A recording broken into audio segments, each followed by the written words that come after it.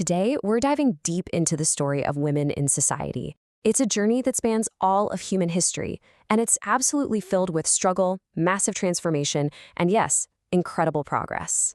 So, this is really the big question we're tackling. How have women's roles actually shifted over time?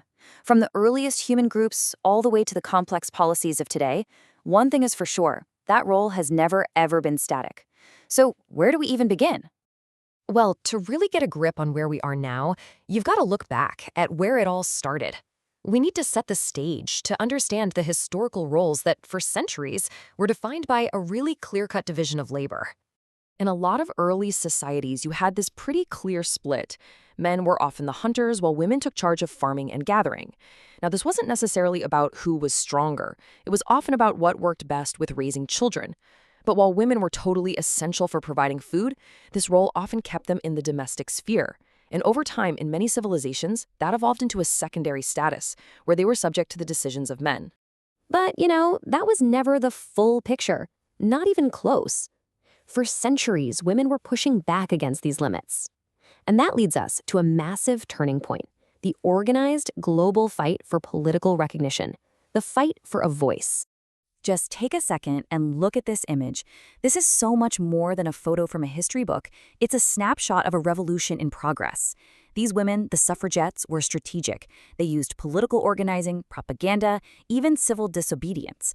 And movements like this one, in places like the US and England, became this powerful inspiration for women all over the world who were demanding a say in how their countries were run.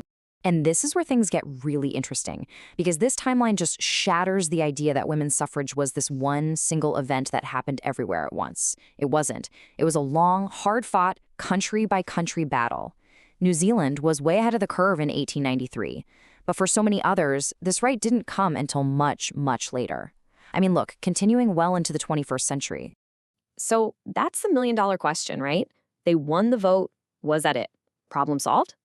Well, as you can probably guess, gaining political rights was a gigantic step forward. But it was just the beginning of a whole new chapter, not the end of the story. So many deep challenges were still there. And that brings us right into the challenges of today. Because even with all that legal progress, the fight for real, on-the-ground equality is, well, it's far from over. Women and girls all around the world are still facing some incredibly severe and deep-seated issues. And this is a really tough but important thing to understand. Just because a law exists doesn't mean it changes life for everyone overnight. I mean, look at this list. Horrific issues like forced marriage and human trafficking are still happening, and they're often fueled by poverty and cultural traditions that the law has a really hard time breaking through. These aren't just isolated problems. They're systemic. And if you want to see one of the clearest, most heartbreaking indicators of this inequality, look no further than maternal mortality. These numbers show how many women die for every 100,000 births. And what they really represent are failures. Failures in public health, in infrastructure, and in policy. And while things are getting better in a lot of places, the gap between the richest and poorest parts of the world is just staggering. This chart just lays it all out, doesn't it? It makes that gap impossible to ignore. In 2013, a woman in sub-Saharan Africa was more than 30 times more likely to die from childbirth complications than a woman in a developed country. That's not just a statistic. It's a huge, huge signal of how much work there is still left to do. So, faced with all these massive challenges, what was the response? How did the world even begin to tackle this? Well, it started with creating new frameworks and entirely new ways of thinking about human rights for everyone on a global scale. Think about it. The world had just been torn apart by World War II. And out of that chaos, the United Nations created the Universal Declaration of Human Rights. This was a monumental effort to say, okay, never again. Let's agree on some basic ground rules for humanity, a minimum standard for the rights that every single person should have. But here's the thing. A piece of paper with nice words on it is one thing. Real change, that takes power. Which, of course, leads to the question, what is power and where does it actually come from? And this is where the philosopher Hannah Arendt had this brilliant idea. She argued power isn't something one person has, like an object you can hold. No, power shows up when people get together and decide to act. It's that potential for action that a group creates together. Think back to those suffragettes we just saw.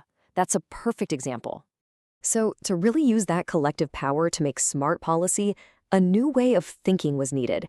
And that's where the concept of gender comes in. It is so important to get this right. We're not talking about biological sex here. We're talking about all the social roles, the expectations, the behaviors that cultures build around being male or female.